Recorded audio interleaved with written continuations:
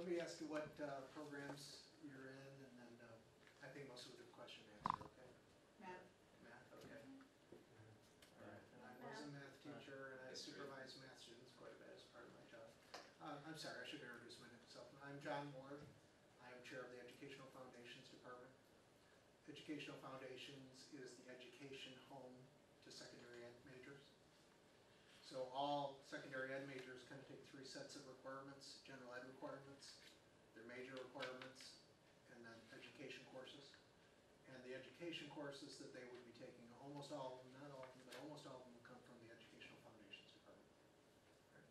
So we've got some math. What else? History. Language. Okay. English. Okay. All right. I heard history. What's history? Okay. History is actually at Millersville. It's either social studies. No, I shouldn't say Millersville. In the state of Pennsylvania, it's either social studies or citizenship. All right. Probably the one area that they will take the most classes in is history, but son or daughter, or son will be taking will be most likely a BS in Bachelor of Science of Education, social studies major. Thank you. Yeah, I'll do my presentation if there's no questions. But I'm sure you have all kinds of questions, and I can help. 4 years and they be certified in Pennsylvania? Basically, 4 years yes. education. Most of our programs are 120 credits. I'm not sure, there was several math over here. Were you math? I think the math program is 120, it might be 123. Okay. All right. So now I went to an undergrad program that was 120 credits, and I don't think I got through in 4 years. In fact, I'm pretty sure I did. So you definitely can do it, and a good percentage of our students do, but that's the plan. 4 years. All right. So 4 years taking all the classes and passing all the requirements, of course, and then also passing the Praxis 2 content test, and then Millersville recommends you to be a teacher, and the state of Pennsylvania accepts that. Yep. With the new special education requirements, she's thinking of double major, and we haven't found anybody that's doing secondary special ed. Do you know anybody that is? Any schools? Oh, any schools. I was going to say definitely nobody at Millersville because we don't have that program. Right. No, I don't. Okay. And there may be, and I just don't know about it. The few that she's checked into, we haven't found anybody that is doing secondary ed, special ed. Well, I have a number of friends in the special education department, and they always like, can we do a dual major? Well, there's a reason we don't, and there's a reason why nobody else probably is either. Is that the only way you could possibly do that and meet all the state requirements for everything that the state tells you, it would have to be about 160 credit program.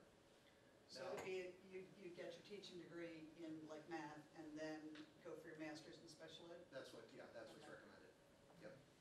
My son was interested in a double with history and science. Okay. Is that a possibility? It is a possibility, but my recommendation for those who are thinking of a double major is probably not a good idea.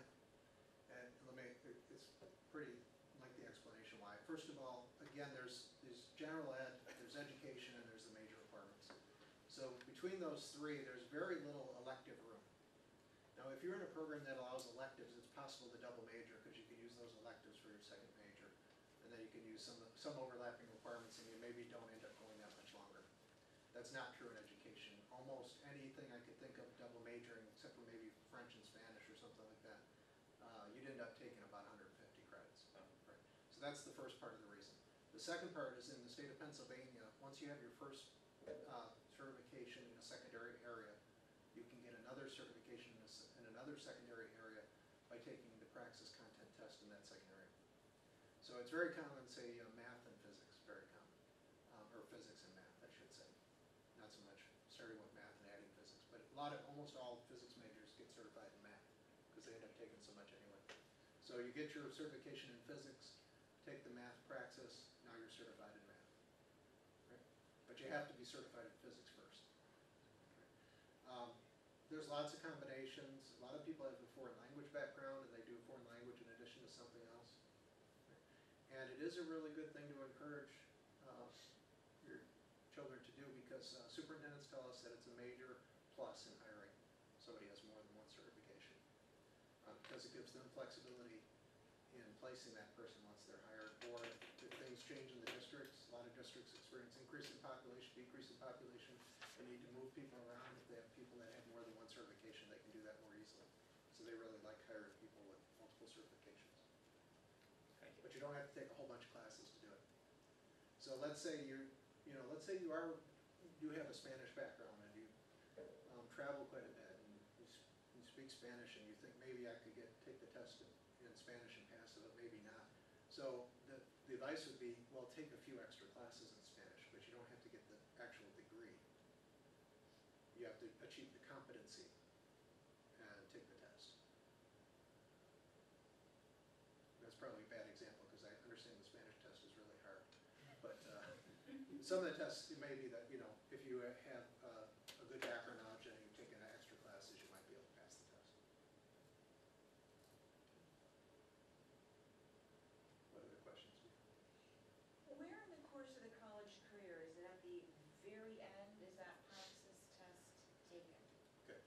There are two praxis tests that all education majors take, Praxis 1 and Praxis 2. Praxis 1 should be taken as early as possible. Praxis 1 is basic reading, writing, and math. It's supposed to be at a 10th grade level. And especially for students that struggle with math, the earlier in their college career that they take it, the better, because it's on high school math.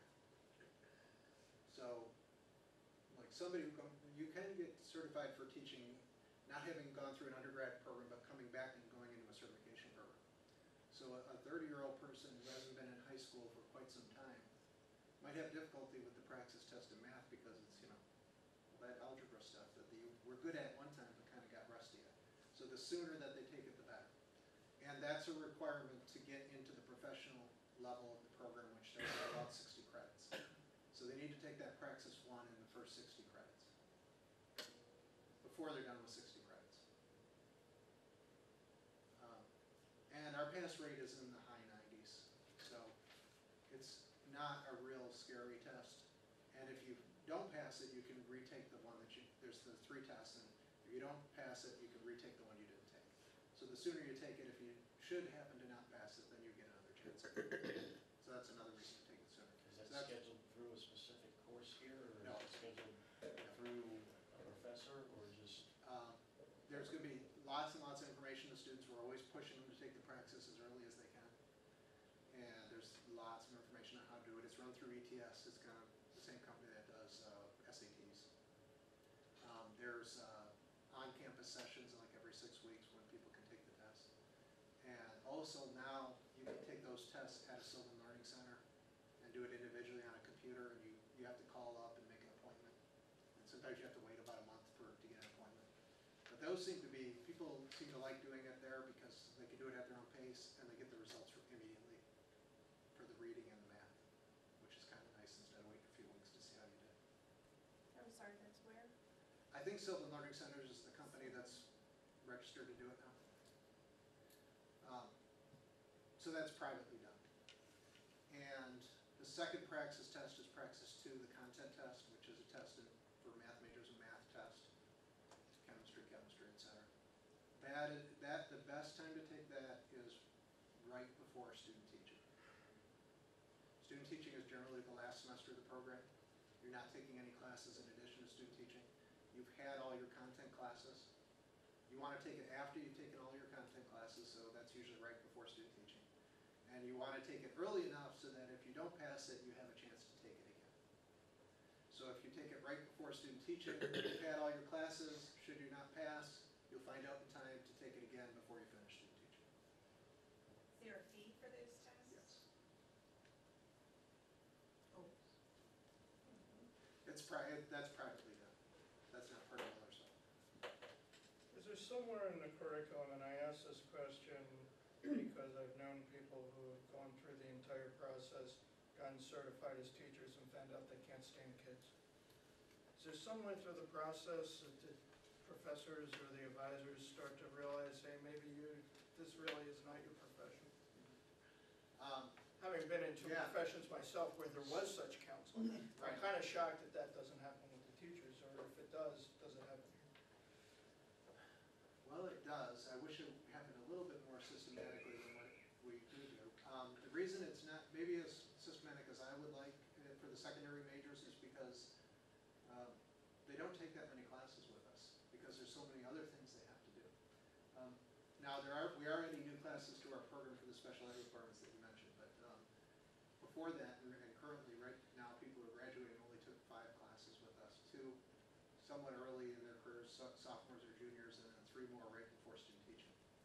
So the first 2 that they take, those classes, there's a lot of heavy counseling in the actual classes about, is this what you want to do? This is what being a teacher is all about. And if you don't, then people could change their mind after those 2 classes. They're really kind of low stakes because it's very early in the program. And those classes could also count for general ed if you end up not going into the program. But the problem with that theory is there's a 40-hour field experience in those 2 courses, but that's kind of easy. They're mostly observing. Until they're really in charge or really put into a position of responsibility, they might still be thinking, maybe this is okay, maybe I can do it. Or in their heart they're thinking, I really don't want to do this, but I'll get through it. And then when it tends to hit more is in the professional block or even in student teaching. We do have a very systematic process about if students show really negative dispositions towards the teaching profession. We kick them out. But I'm sure you're not worried about that. You're worried about the in-between where I'm just not sure if this is what I want to do. Yeah. So Seemed like a good idea at the time, so. So the best advice I would give on that then is if they could get summer jobs working with kids. There's something else I wanted to say about that. Oh, well, I'm going to accuse you guys all right now. I'm a department chair, so like one of my jobs is dealing with the students that are in trouble or the students that are in this situation. And it's always a really big deal when this happens. Fortunately for secondary ed, it's actually not as bad for secondary ed as it is for elementary ed. Because in elementary ed, that is their major. In secondary ed, if you're like a math teacher, you just switch to not being a math. You're just math and not a teacher and you can still graduate. Elementary ed, they can't even graduate. But it's still a really big deal and it's very traumatic usually when it happens.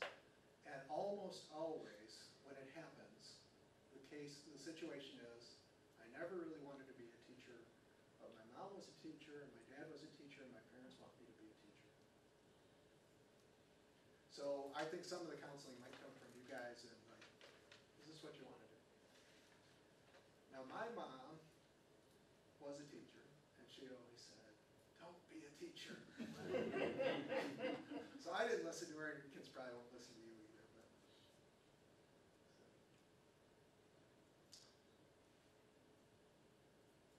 what other questions do you have?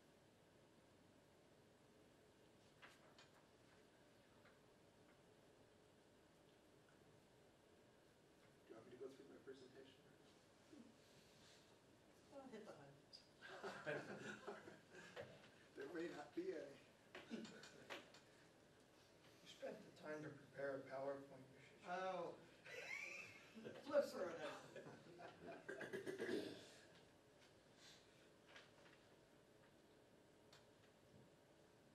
Usually people have lots of questions.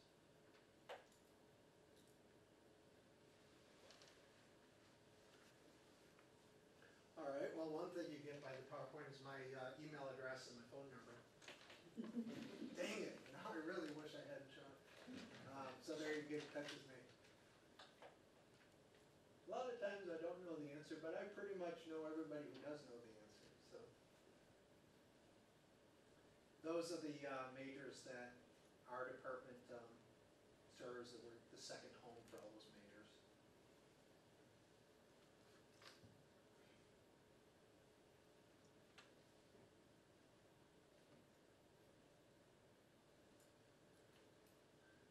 So these values here, they really,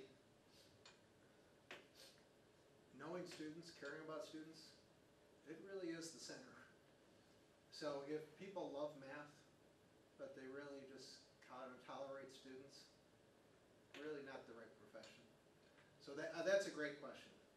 And that's actually what we want to do all the time, is be advising in that way.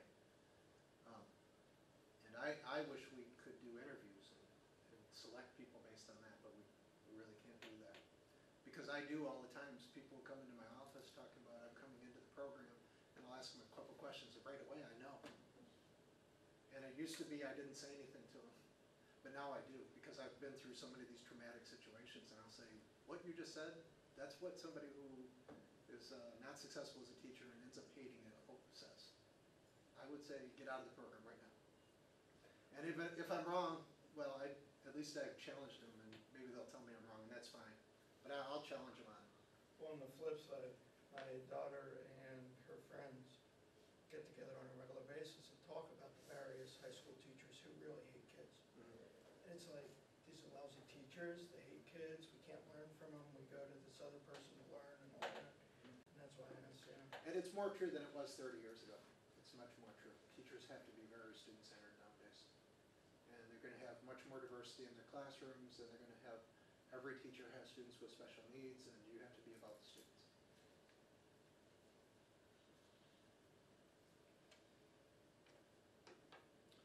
All right, we do have a lot of organizations that people can get involved in. The Color of Teaching program is one of our busiest programs. They go to several national conferences a year.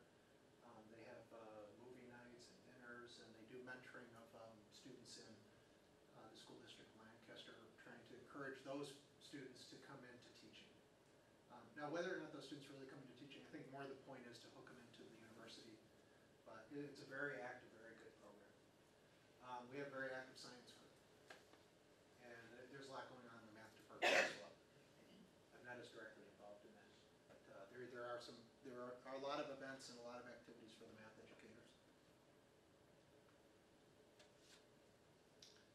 Okay, we're accredited. We've been accredited for a long time. Millersville, it did start out as a teacher education university, and still our reputation. We have a very strong reputation in teacher education. Even, I'm not from this area, maybe you can tell by the way I'm talking. I'm from Detroit. I never heard of Millersville before I came here. But when I go to conferences of educators, people from around the country know of Millersville. So I even went to a conference in Puerto Rico once, and the people there know us. I don't know. We're pretty good in teacher ed. Okay, just talk a little bit about the job situation. Like I said, Millersville has a good reputation in teacher ed. So I think coming to Millersville is good in terms of getting a job as compared to other places. But it doesn't mean that you're in Millersville, then you'll get a job, no problem. It's still all about the candidate who graduates and how well they can present themselves in the job search. I mean, Millersville is a plus, but it's not the determining factor. I don't believe. I think especially your recommendations in student teaching are probably the biggest thing. But then maybe some of you are wondering what the job market is going to be like, because that's such a big issue these days. Of course, I don't know, but I'll just tell you this. Besides these statistics about there's going to be a lot of openings coming up. And it's hard to factor that into other trends that occur, so that's kind of hard to say. But this is one feeling that I have, that it is a good time to start in teacher ed right now. And it was a really bad time about 2 years ago, because these things are kind of cyclical, and the crowd seems to follow the wrong side of the cycle. So about 2 years ago, we had a huge increase of people coming back to Millersville to get their teacher certification. People who'd already graduated from college, maybe had another career, maybe lost their job in the bad economy, and thought, I'll become a teacher. Well then, the economy was bad. They graduated just about the time that the economy in education became bad, and nobody's hiring, and now they went from losing one job to getting into a field where there's no openings. But now, because there's a lot of stories in the news about layoffs of teachers and cutbacks, our numbers of enrollment in teacher ed have gone down. So in 4 years, there's going to be less people in teacher ed graduating, at the same time that the school districts are going to be needing to hire more people because they've spent a few years not hiring people. So personally, I think this is a pretty good time to do it.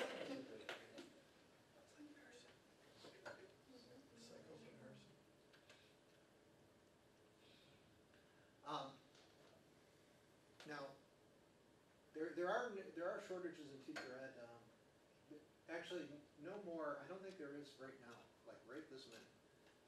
but I do accreditation of other universities, and I was in Louisiana this last fall, and in Louisiana, a year ago, they were getting like, in this university I was at, they were getting everybody they could get to come into their program, and they would guarantee them a job. But just come in the program, take these 6 easy classes, they were getting them through as fast as they possibly could, and everybody got a job. In fact, they had jobs while they were going through the program. They were hiring down there even before people graduated. And I had thought that the pay was low down there, but it wasn't. It was mid-40s starting. I was like, wow, that's really different. So there always have been places that where there's teacher shortages and people are hiring. But even in Louisiana right now, that's not true right now. But you'll see a lot of statistics about openings for teachers when times are better. And that's not because we're not preparing enough people in higher education. It's because too many people go into education and then drop out in the first 5 years. Very high dropout rate, especially in math and some of the technical areas. And I think the biggest issue there is people going into a profession that they really don't want to, really don't have that feeling for it. So that's why I think it's such a good question. So it's a good thing to be talking about. Do you enjoy this kind of work? The other reason for the dropout of teachers is a couple of reasons. One is if they're not well enough prepared to be successful in the classroom. It's tough to be a teacher if you're not good at it. And the other is if you have good opportunities elsewhere. So that's why some of the math and science folks sometimes have more opportunities, might drop out a little bit faster. But the biggest issue with not being prepared is often about not being ready to work with diverse students and students with special needs. And so that's one reason why what the state's doing and having extra requirements is a good thing. Even though it's going to make it harder to get through the program in terms of the number of credits, I think it's been needed. Okay, I'm flipping. There are 3 levels to our program. Foundations block is just 2 courses. There's a short field experience with that, usually taken in the sophomore or junior year. Professional block, usually the semester before student teaching. And then student teaching. Now that's actually our current program. The new program is going to have 3 more classes in it. One in special education, one for English language learners, essentially. They're different titles, and that's essentially what they're about. And a third one that's going to be part of student teaching, kind of folding it into the current student teaching experience. So it's really more like 2 classes. And the way we're doing it, one of those classes will count as gen ed, and one will just be 3 more credits. But it doesn't extend us beyond our 120 credits to do it.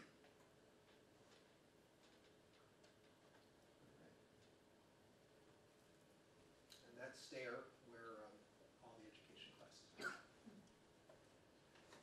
Any other questions that you guys have? Have you been videotaping me the whole time? Just for online for people who can't be here. I didn't send that video release. How many people did? I would have been so casual. I would begin. It's getting towards the end of the day, we don't want to. Okay. All right, if you do have another question, I'll hang around for a little bit.